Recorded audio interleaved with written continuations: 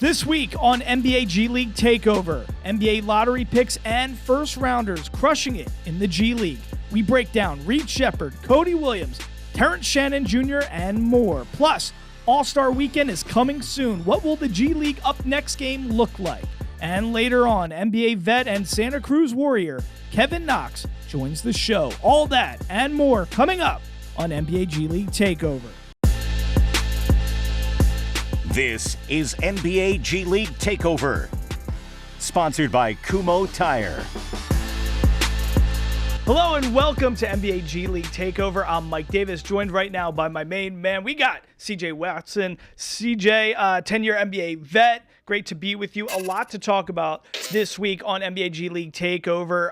Listen, to me, my estimation, the G League, it's more important and critical to the NBA than ever before, because right now we're taking a look at rookies, lottery draft picks, guys who are first-round selections that are getting a lot of time in the G League. This is something I think that's very unique. We got guys like Reed Sheppard, Rob Dillingham, Terrence Shannon Jr., and Cody Williams all playing in the G on certain assignments. Let's start with Reed Sheppard. This is a guy out of Kentucky, a sharpshooter, third overall draft pick, wasn't getting a lot of time on a strong team in Houston, goes to the G League immediately with the Vipers. This dude drops 49 points, averaging over 30 points. Is the confidence aspect an element to this such a critical thing for these NBA executives in sending down even top 3 draft picks? Oh, yeah, for sure. I definitely think you got to, especially when you're like a top 3 draft pick, you got to humble these guys a little bit, especially, they probably thought they were going to come in right away and play. But especially for Reed Sheppard, he's coming to a good team, a lot of vets on that team. Jalen Green is probably the franchise of that team. So probably not going to get a lot of playing time, but he's going to see some minutes. But if he can go down to the D League, team to get some reps, develop, and I'm sure they're running the same plays on the D League team they're running, or G League team as they're running with the Rockets. So same schemes, same calls, right, stuff like that. So that makes a lot of confidence for him, and he can just go down there and just be him and just do what he does. From when you played a little bit in the D League and from when you played in the NBA, the way that teams are, intertwining schemes, game plans, philosophy, there's way more synergy than ever before. Or is that what you're picking up on? Yeah, I think so. I think when I played, it was a little bit they were just freelancing, and I feel like I think my team in Rio Grande Valley, we had 3 different affiliate teams. So we had like New Orleans, we had Houston, and maybe one more team. But now I think every team has their own. So whatever they're doing in the NBA, they're doing in the G League. So it's not really too much stuff that's different, like the schemes and calls and the times you got to be on the court to shoot and all that kind of stuff is probably still all the same. It's fascinating. This is what Sheppard had to say about his G League stint. He said he enjoyed it. His body feels a lot better. Mentally, I feel a lot better. I think I learned a lot. The biggest thing was just getting my confidence back to play free, play loose, and just play the game of basketball, enjoy it. The NBA is different. There's a lot of great players, so being able to go down and get some reps and just get my confidence back up, it was a fun week. So that's him. He did a lot of great stuff there with the Vipers. Another guy who got his confidence back is another top 10 draft pick, Cody Williams out of Colorado, a small forward playing with the Jazz. Frankly, wasn't looking good with the Jazz. He gets sent down for a month in the G League, and immediately when he comes back after that stint in the G, he goes up to play with the Jazz, and immediately this guy comes off the bench, scores 13 points in a critical game against the Suns. So clearly there's something going on with finding your groove, doing your thing in the G. Cody's, scoring 36 points in the G League with the Salt Lake City Stars. So there's definitely a connection here with confidence and getting that groove. What is it from an athlete perspective? Is it just the fact that you lose faith in your ability and maybe you're questioning in your rookie season, can I hang with these NBA guys, and to go down and get some of that confidence? How do you take what you do in the G and then bring that up to the NBA? I think it's a little bit of everything. It's like going from like high school to college, right? All your high school accolades don't really transfer to college. So right, now you got to really grind and kind of get comfortable. Same thing when you go to NBA. You got to, all that college stuff you did in college doesn't matter now. You got to really reset and find a new way, find your way in the NBA. And I think it's all about getting comfortable. These guys are, getting comfortable. That's why I'm a big believer in the G League. You can go down there and get reps, develop, work on your game, work on what you may not be able to do in the G League or in the NBA, but now you can do it in the G League. And then when you go back to the NBA, you can kind of transfer that there. So hopefully that kind of transfer for these rookies. Okay, another guy, and this is a little different, but Rob Dillingham, another guy out of Kentucky like Reed Sheppard, 8th overall draft pick. He was rehabbing. He was on a rehab assignment. He just had his debut game with the Iowa Wolves. He scored 22 points in his debut. He had a stretch in the second quarter where he actually scored 10 points in less than 2 minutes. So this is a guy on a rehab assignment, wasn't doing phenomenal in his rookie season anyway with the Wolves, but comes down for a rehab assignment and scores 22 points in that debut. What's the key for these guys when they go down to not look at it like a demotion? How do they take these opportunities and say, like, man, I'm not failing at the NBA level. It's just that I need to work on some things. What's the mentality they need to have to foster success? Because it's rookie year stuff. So it's tough to be a rookie in anything, in any business. So what's the mentality? What would you tell these guys if you were talking to them? I think just like you said, just taking advantage of the opportunity. You know, everyone doesn't get these opportunities, and you're playing, you're getting reps in. It's better than sitting on the end of the bench, you know, clapping and waving a towel. So I definitely think getting in the G League, you know, getting some reps in, scoring some points, you know, making some turnovers, succeeding and failing, that's going to help you when you get back to the NBA to know what you can and can't do and what your leash will be with the coach. Tell me a little bit about this, because Rob Dillingham, a lot of people were excited when he fell to the Timberwolves coming out of the draft. 8th overall pick, 20 years old, same like Reed Sheppard, 20-year-old kid. So we don't want to jump on these guys at 20 years old. But Rob Dillingham, a promising young prospect, comes into the league. He has only scored in double digits twice all year long with the Timberwolves. So he has, you know, this grade 2 right lateral ankle strain. He goes for the rehab assignment, scores 22 points in his debut. To me, there's a little differing situation right now between the NBA and the NFL. We see the NFL, all these quarterbacks are coming in and they're lighting it up off the bat, and they got promise. We're talking Drake May. We're talking Jaden Daniels. The way that they're revitalizing an organization right off the bat is pretty special. We saw it with CJ Stroud. To me, when I was growing up and I was watching guys like you, to me, the transition from college to the NBA seemed a lot swifter. If you were the 3rd overall pick, it was like you're the focus of a team automatically. Right. It doesn't matter how good or bad the team is. It's like you're a stud. What's happening? Why is the development a little bit more stunted for a lot of these lottery draft selections? Because we're not talking 2nd-round picks. We're talking top 10 draft picks in the NBA. What's going on? I think just teams are not as bad as they were back in the day, I feel like. I don't know, because now just everyone – and we're playing like a different style of basketball now. Everyone just, it's not really, positionless basketball. Everyone can just play wherever. So I think guys are just trying to come in and find their knitting. And like I said, I think the day of the NBA has just changed. It's not like it was back in the day, I feel like, where it's more positions. Now you can just put Wemby at the 1 if you wanted to, right? Because he can bring the ball up, he can shoot, he can dribble. So it's kind of like, just put players anywhere on the court and just see what they can do. So the bottom line is it's more competitive. I think so. Yeah, and it's more, less, it's less spots and stuff like that. You got two-way contracts, things of that nature. So it's not as prevalent as it was before to come in and just dominate right from the jump. All right, great insight there from C.J. Watson, 10-year NBA vet. Guys, before we head the break, we got to talk about another guy, a first-round pick, a guy named Terrence Shannon Jr. This guy, 27th overall pick, another T-Wolves guy from the University of Illinois in Illini. This dude had a career high in the G League with the Iowa Wolves, 47 points, 5 boards, 2 steals, 1 assist. He also made some really big news as one of 13 players in the G League this season with at least 3 30-point games. Another interesting wrinkle to this guy's career. He's the only father-son duo to ever play in the G League. Yes, he actually has a dad, Terrence Shannon Sr. He played in the D League as well. So 2 guys who have played in the G and D League, father-son duo, first to ever do it. Congratulations to them. Coming up after a short break, we're going to be talking with Kevin Knox. Yes, former New York Knick and 9th overall draft pick. Gianna sat down with him. We're going to learn a little bit about what he's doing with the Santa Cruz Warriors. That's after the short break.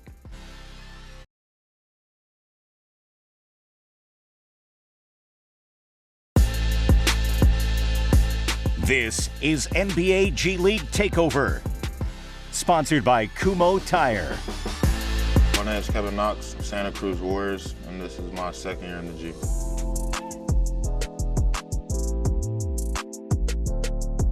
My first love actually was football. Played football up to my sophomore year in high school. I played both all the way up to my sophomore year in high school. and then ultimately chose basketball. Just think it was better for my family, for myself long term. And I actually kind of enjoyed it. I was kind of a little bit tired of putting pads and helmets on all the time, so kind of made that transition.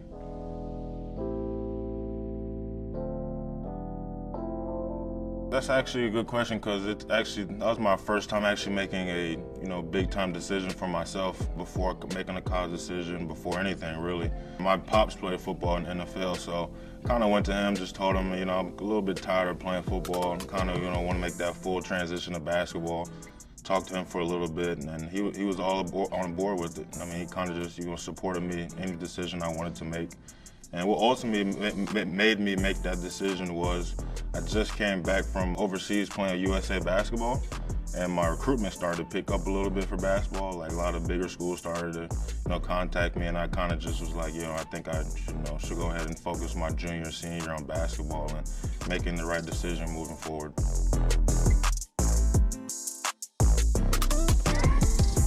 I think the G League is, it's good for a lot of players. A lot of guys, they choose to go overseas and choose a different path, but I think the G League is a good path just because, you're still in close contact with NBA teams. I mean, you can, talk to the teams and see what they want to hear from you, see what they want to see from you while you're in the G League. So I think it's big for guys to go down there and develop and continue to get better. I think for me personally, I wanted to come down here and continue to show, teams and show people around the league that I still do have it. I still can play at the highest level. So I think that's kind of one of the biggest things for me, just continue to show people that I belong.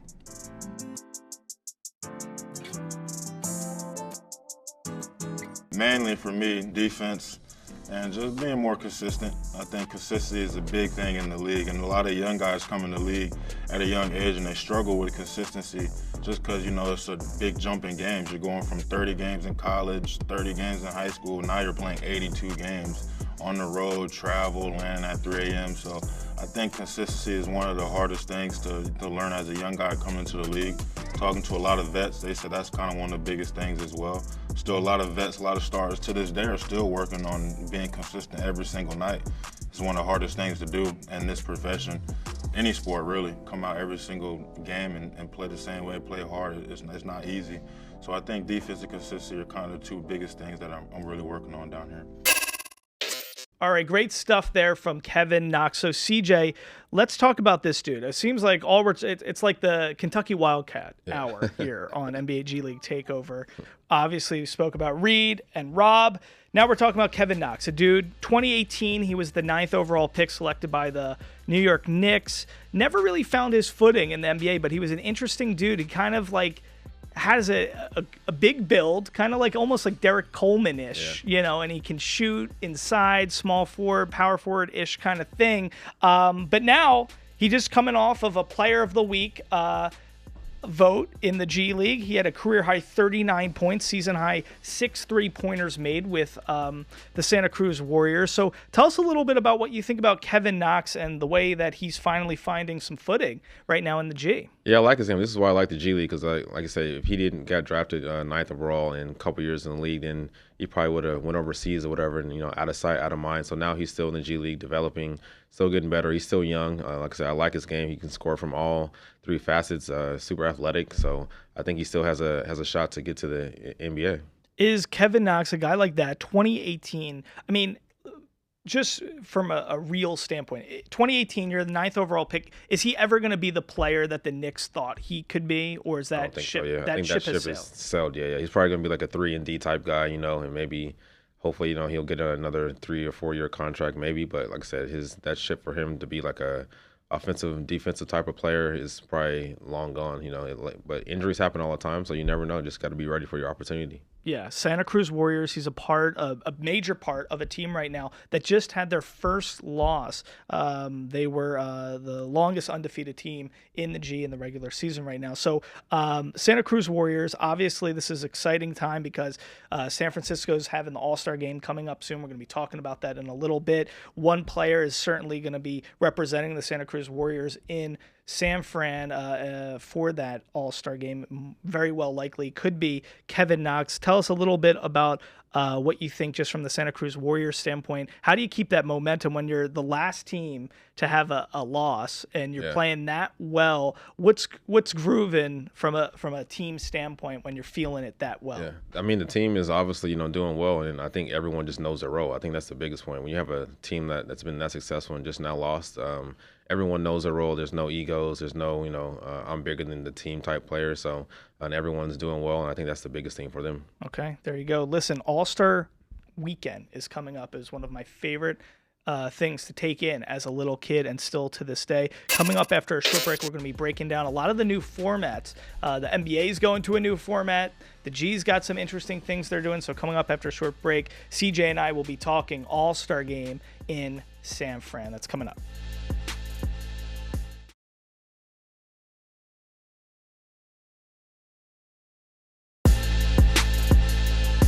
This is NBA G League Takeover, sponsored by Kumho Tire. All right, welcome back to NBA G League Takeover. Mike Davis, CJ Watson. CJ, let me break down what's going on when it comes to the All-Star Game coming up in San Francisco. Of course, we got the NBA G League Up Next game, which really highlights 28 dudes from a fan vote who are going to be playing in the Up Next game. So there's influencer GMs, it's tournament style, and that's really what's going on when it comes to the Up Next game. 10 of those 28 players will be from a fan vote. So you can go to NBAGleague.com right now and make sure you let your voice be heard and vote for some of those players. But the NBA All-Star Game in itself is going to have a new format as well. It's not East versus West. It's none of that. It's actually 4 teams: Team Charles, Team Shaq, Team Kenny, and Team Candace. And Candace Parker is going to be comprising a team of Rising Stars game players, top first and second year players in the NBA, along with some G League standouts. So G League guys can make Team Candace Parker and be part of those Rising Stars players. How do you think that's going to shape out? Do you like this format? Tell me what your thoughts. My thoughts are just too confusing. I don't know what's going on. It's too many teams. Like you said, I just want to get back to East versus West and have it be a competitive game. I'm just tired of seeing all the blowouts and the threes from half court, stuff like that. But just a competitive all-star game with the best players, going head-to-head and, really vying for the title. It's interesting because I do like the fan component. Right now for the Up Next game, we have to mention Yuki Kawamura from the Memphis Hustle. He's been a sensation. Yeah. Everybody loves watching this dude play. He's the top vote getter right now when it comes to NBA G League Up Next game for All-Star. Jahlil Okafor of the Indiana Mad Ants is number 2, so there's still time to get some top vote getters into that game. Once again, 10 players will be from the fan vote out of those 28 for the Up Next game. CJ, when in your 10-year NBA career, a lot of guys, we all remember slam dunk, 3-point shooting contest, skills challenge, all this stuff. If you had a teammate in the game, a lot of guys go to the weekend and enjoy it. But you were telling me off air, you never went to one All-Star game just to take it in. Never went to one All-Star game. I hate big crowds. Obviously, if my teammates were playing in it, I would watch it still. I watch the dunk contest, stuff like that. But it's not how it used to be anymore. Me and my family, we just go to Cabo for a couple of days, just get away from basketball and just, get some sunlight in. And most of the time I was in cold cities, so I wanted to get some good weather in. Right. The reset, just having that family time. It's hard as a professional athlete on the road, not getting that time. And what did that do, that reset for you from a mental standpoint? Just helped me get my mind back right and kind of just focus on the second half of the season, obviously, finish the season healthy or getting ready for the playoffs, stuff like that. So it helped a lot. I think, just constantly thinking about your job or career you need those little mental breaks here and there. Yeah. All right, guys. Well, listen, Up Next game, NBA G League, Up Next game for All-Star Weekend. Make sure you go to NBAGleague.com, check that out, vote for your favorite players. As we said, Yuki Kawamura and Jahlil Okafor are the top vote getters right now. Gotta love NBA All-Star Weekend. Can't wait to see what happens there. Coming up after a short break, what are we going to be talking about? We're going to be talking about rap. Yes, you heard it here first. There's Kai Jones and another guy who has a very big song out, and it's called Tweaker. I think you may have heard of it. It's one of the Ball brothers. We'll be talking rap after a short break.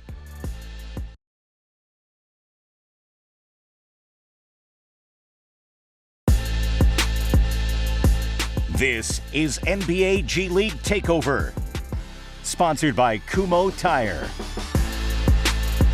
I might swerve in that corner. Woo. It's the phrase that has captured the hearts and minds of America. Who was it written by? Robert Frost? Arthur Miller, perhaps? Was it George Orwell who wrote that beautiful? No, it was not. It was LiAngelo Ball. The worst of the Ball brothers when it comes to basketball, but perhaps the genius marketer of the three Ball brothers. We all know LeVar, his father, big baller brand. Anyway, this song, Tweaker, has really taken over social media, CJ. I might swerve in that corner, woo. Jaden Daniels, he wins his first wild card playoff game as a rookie quarterback. What is he doing in the locker room to celebrate? He's singing that song. Right. LiAngelo Ball having a great week. He's still part of the G League player pool, but he signs a $13 million deal with Def Jam Records and Universal Music Group, $8 million guaranteed for a guy who is bouncing around with the Charlotte Swarm, bouncing around with the Charlotte Hornets. Now he finally has found his calling. What did you think of this song, CJ? At first, thought it was not that great, but I kept listening to it. I guess because it's on Instagram all the time, so it's stuck in my head. So it's kind of trendy, after you see all the reels and memes and stuff like that. But I'm not mad at him. Try to find your niche, and I guess he's found his niche inside of basketball. It's interesting. A lot of NBA guys want to be rappers. Dame Lillard, we know he's got some good bars. Another guy we got to mention, Kai Jones. We got a minute left, 21st overall pick, two-way player with the Clippers. He has a song, The GOAT Infinity Money. Another song, I do have to say, Tweaker I think is a little bit better. It's interesting stuff. Real quickly, CJ, before we wrap up, do you want to just tell us what I might swerve in that corner whoa means? Is it just about driving, you think? It might be about driving. It might be about girls. It might be about basketball. I don't know. We have no clue. We have no clue.